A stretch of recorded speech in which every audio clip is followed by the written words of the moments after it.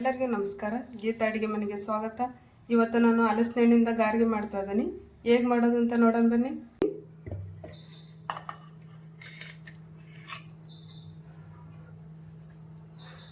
ಸಿಹಿಗೆ ಬೇಕಾದಷ್ಟು ಬೆಲ್ಲ,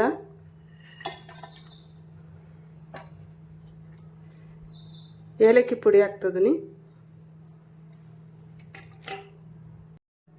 ಇದನ್ನ ನುಣ್ಣಗೆ ರುಬ್ಕೊಂಬರ್ತೀನಿ. ನುಣ್ಣಗೆ ರುಬ್ಕೊಂಬಂದಿದೆ ನೋಡಿ. ಇದನ್ನ ಒಂದು ಪಾತ್ರೆಯಲ್ಲಿ ಹಾಕ್ಯಂತಿದ್ದೀನಿ.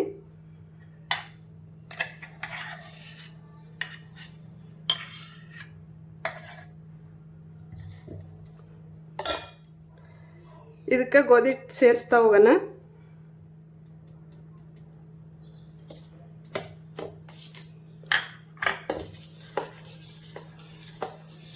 ನೋಡ್ಕೊಂಡು ಮತ್ತೆ ಬೇಕಾದರೆ ಗೋಧಿ ಹಿಟ್ಟು ಸೇರಿಸೋಣ.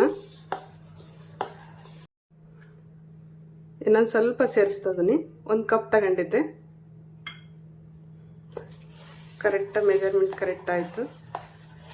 1 ಕಪ್ ಬೆಲ್ಲ, 1 ಕಪ್ ಹಲಸಿನ ಹಣ್ಣು, 1 ಕಪ್ ಗೋಧಿ ಹಿಟ್ಟು ನೋಡಿ ಕರೆಕ್ಟ್ ಆಯಿತು. ಸ್ವಲ್ಪ ಒಂದು 2-3 ನಿಮಿಷ ಹೀಗೆ ನೆನಿಲಿ. 2-3 ನಿಮಿಷ ನೆನೆಸೋಕ್ಕಿಟ್ಟಿದ್ದೆ.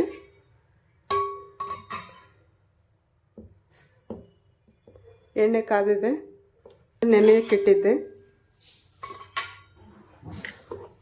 ಇವಾಗ ಎಣ್ಣೆ ಕಾದಿದೆ, ಎಣ್ಣೆಗೆ ಹಾಕ್ತಾ ಹೋಗ್ತೀನಿ.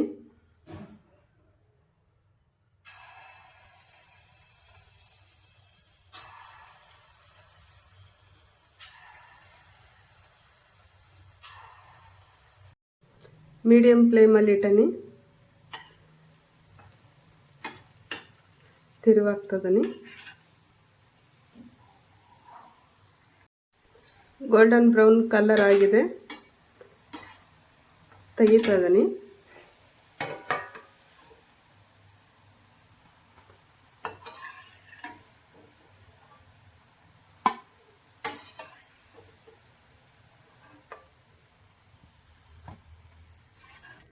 ಹಲಸಿನ ಹಣ್ಣಿಂದ ಗಾರಿಗೆ ಚೆನ್ನಾಗಿ ಬಂದಿದೆ ನೋಡಿ.